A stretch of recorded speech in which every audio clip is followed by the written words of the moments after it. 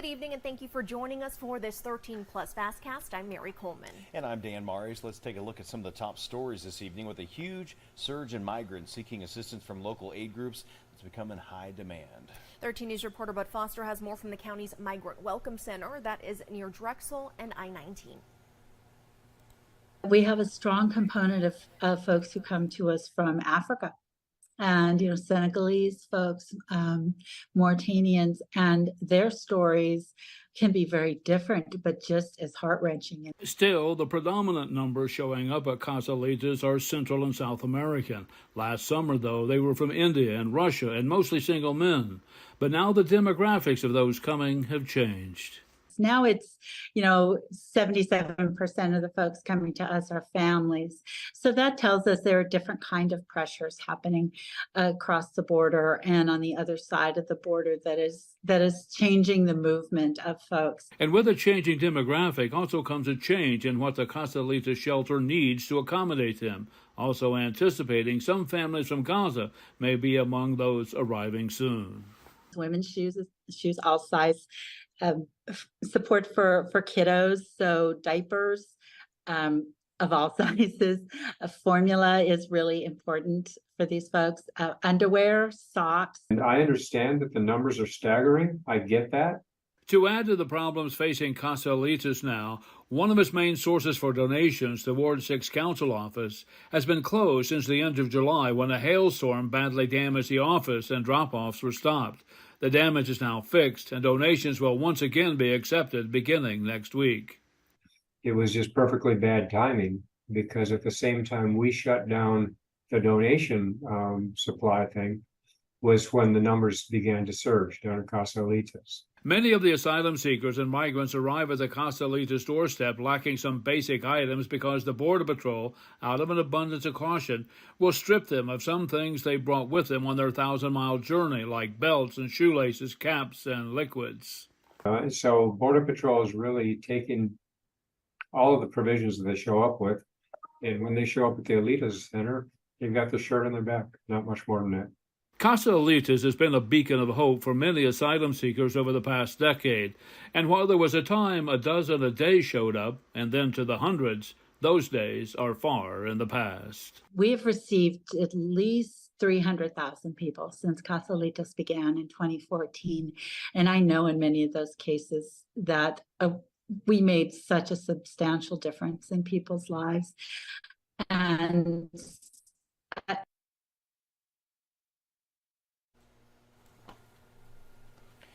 And we are getting new details in a crash that seriously injured 2 Border Patrol agents outside Yuma, Arizona. Border Patrol says a total of 8 people were hurt Saturday when a pickup hit a CBP checkpoint.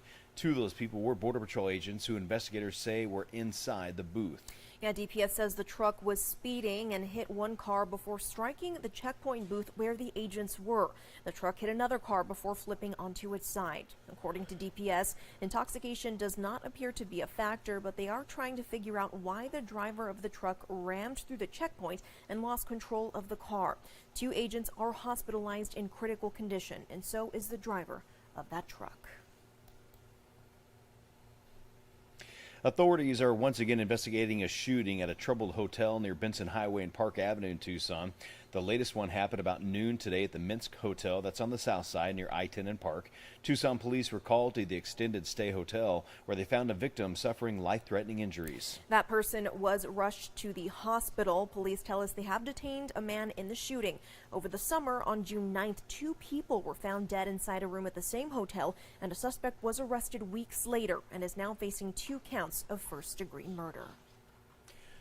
A major Tucson cross street will take a new course into the future. The Grant Road of tomorrow will look much different than today, and so that's what city leaders hope. 13 News reporter J.D. Wallace explains what they are doing and how the public can participate in this. As Grant Road gets widened and realigned as an RTA project, the city is taking public comment on how the rest of it can also change, from businesses to neighborhoods. It takes time and it takes a lot of public outreach, but all that helps to build that document and build that tool as you move forward. Code Development Section Manager Dan Bursick will be coordinating public meetings to gather comment and decide how the Grant Road zoning overlay will incentivize businesses that fit with what residents want from Campbell to Swan. So you provide for some of that flexibility in exchange for development that really reflects the vision of the community better. These won't be the same at the east end as they are in the west end, because as similar again to Sunshine Mile, the character of the neighborhoods, the character of the commercial development is much different as you go from one end of the corridor to another. Vice Mayor Steve Kozaczek says the road project, the zoning overlay, and nearby neighborhoods also making changes to what they want to see with an area plan being done at the same time is more effective. We know what properties are going away. We know what we're doing to parking. We know what we're doing to the lot sizes. And so this is a perfect time to start talking about, okay, now that we've identified this alignment, what kinds of uses are we going to put into place that may be more consistent with the character of the neighborhoods?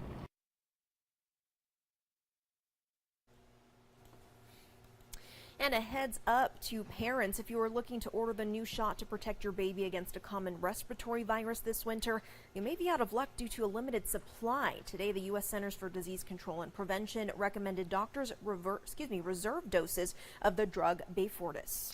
The new therapy against RSV is for infants at high risk and those under 6 months of age with underlying health conditions. One manufacturer says despite planning based on past rollouts of pediatric vaccinations, demand has outpaced supply. The CDC also recommends doctors to stop using Beyfortus for babies 8 through 19 months of age who are eligible for an older protective therapy that's called Synagis.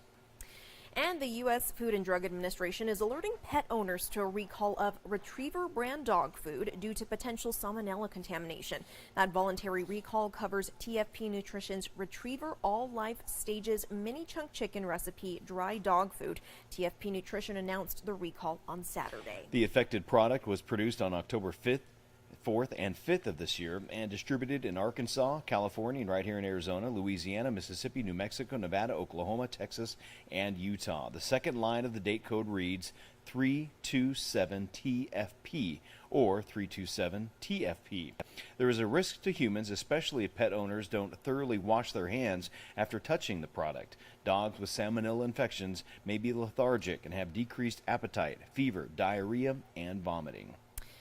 And a new report shows the moon is a lot older than previously thought. Researchers examined rocks and lunar dust collected by Apollo 17 astronauts in the 1970s. And a new analysis shows that some of the samples date back 4.46 billion years. Yeah, that's 40 million years older than scientists initially believed. The researchers used a new method to examine the crystals collected from the lunar surface called atom probe tomography to determine those results. Pretty interesting there. Well, let's switch gears now and bring in meteorologist Corey Coates with a look at our weather. Dan, I don't know about you. Corey, I don't know about you, but finally starting to feel a little bit of relief. Yes. And I'm happy about it too because I am not public enemy number one. Not anymore, telling right? everyone that it's going to be the triple digits in the middle of October. I have good news to report. Those days are over. Right now we had a lot cooler temperatures today, but overall during the month of October, man, oh man, have we been hot. How about, even including today, still a good amount above average, but the last 19 days, 17 have been above average. 5 of them have tied or broken daily records. We've had four triple-digit days in the month of October. You just don't see temperatures like that this time of the year. And today finally felt like fall, right? 88, average is 84, so still 4 above average, but believe me, we'll take it, right? Especially with the week we had last week, getting 3 triple-digit days. That is our coolest day in 11 days. And overall, really nice temperature. Overall, here in our region, only spot that got to 90 degrees or higher was Marana at 91, but everyone else was in the 80s. And pretty much everyone. And you get to a little town in Portal, they got to 79, but very, very nice temperatures today. You thought the temperatures were nice today. How about tomorrow's high temperature? May not even get to 80 degrees in Tucson. Hottest spot will be 85 in Phoenix. How about a high temperature of 70 degrees in Sierra Vista and a high temperature of 64 in the mountain town of Bisbee? So overall, let's break it down. Last Friday we had 101. That was our latest triple-digit day ever. 16 above normal. How about today? Yeah, a lot better. 88, a 13-degree drop in 3 days, going from 16 above to 4 above. And then tomorrow, going to be even cooler, 78.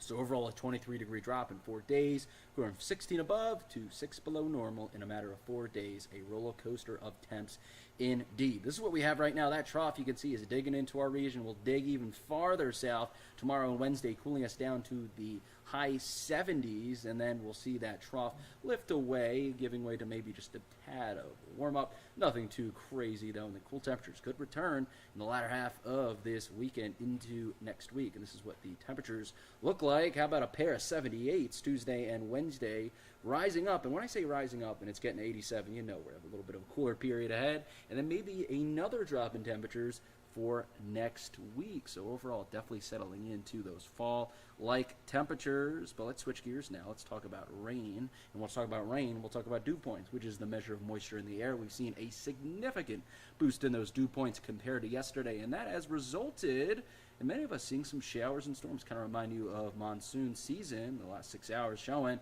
We had some storms this afternoon fizzling out, but hey, some storms are definitely sticking around, especially to our east and in the northeast portion of our region, as well as a few rogue cells that we're trying to get going north of Tucson. One just popped up in around Oro Valley and the Oracle area. We're cheering that little rogue cell on. Hopefully it can deliver some rain. Overall, the next few hours through the overnight hours, things should clear out but stay. There'll still be some storms in the region. Will never go away for the next couple of days.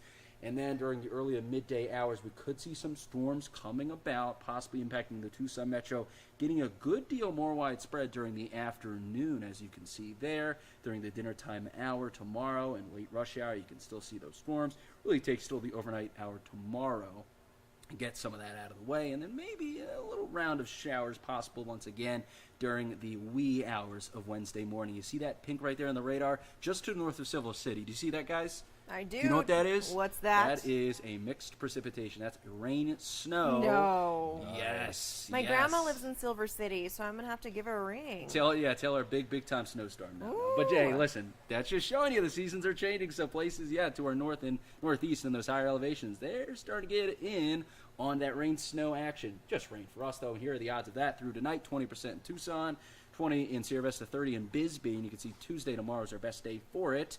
Up to 70% chance. If you go to the south and east, a better chance. In a place like Bisbee, a place like Ajo to our west, not a huge chance, just 10% on Tuesday. So the best chance of getting the rain will be to our south and east. Overall 7-day forecast is looking like this. Boom. Rain and storms tomorrow possible, then a big time drying out.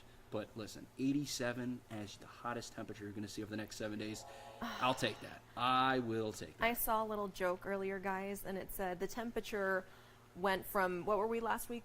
101 was the hottest. 101 to 78, as if the forecast saw TPD behind them. That's how quick. Isn't that funny? I'm like, How yeah, quick they slow that's down. a pretty good description. How quickly it changed. Well, thank you, Corey. Yes, finally, indeed. All right, guys, we are going to end with this. From candy corn to Kit Kats, the most coveted treats might be tricks this Halloween, depending on the state. CandyStore.com released data based on its bulk candy sales to determine the favorite Halloween sweets in each state and nationwide. The most popular candy across the country, Reese's Peanut Butter Cups. Not surprised by that one of my favorites. The chocolate and peanut butter confection was also the favorite in Kentucky, Florida, and New Hampshire. M&M's and hot tamales took spots 2 and 3. And candy corn making a surprise comeback Very surprising. in the top 10. And get this, candy corn is Utah's favorite. That's I don't always quite a understand debate. that. I personally, I know I'm in the minority, but I do like candy corn. It's not my favorite, but I'll eat it. It's, why not? I just like the tip of it. I don't really like the whole The thing. rest of it? All right. Yeah. You just bite it off and then throw the rest in the trash. But I'm all about the Reese's Peanut Butter Cups. I like There to you put peanut butter go. on my Reese's Peanut Butter You Cups. sure do. I see the peanut butter at your desk right now. Well, real quick, just so you guys know, here in Arizona, number 1, Hershey's Kisses, as you saw there. Hot tamales, number 2, Dan. And then 3 was Snickers. I like a Snickers, So, too. they're all I like good. Peanut butter on Snickers tastes good, too. Just put peanut butter on everything. Makes yeah. everything better, Banana, right? celery. There you go. all. Makes it all better. Well, we will leave you with a live look tonight over the Tucson metro area. Things looking a little gloomy out there with some cloud coverage, but overall pretty good, Dan. Yes, it is. And we will see you for 13 News live at 10.